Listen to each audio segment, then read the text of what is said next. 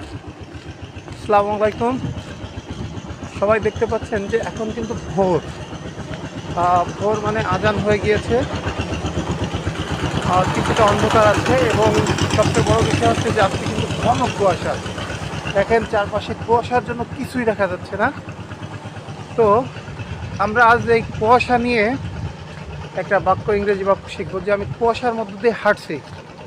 এটাকে ইংরেজিতে কি বলে? আমি কুয়াশার মধ্য দিয়ে হাঁটছি, এটার ইংলিশ হচ্ছে I am walking through the fog. I am walking through the fog. যদি হালকা কুয়াশা হতো তাহলে সেটা কি হতো? I am walking through the mist. MIST, mist. Mist মানে হলো হালকা কুয়াশা, আর ফগ মানে হচ্ছে ঘন কুয়াশা। তো যদি বলা হয় যে আজকের সকালটা কুয়াশাচ্ছন্ন সকাল, এটার ইংলিশ হচ্ছে this morning is a foggy morning. This morning is a foggy morning. তো ধন্যবাদ সবাইকে, আর দেখা হবে পরবর্তী ভিডিওতে। আল্লাহ হাফেজ।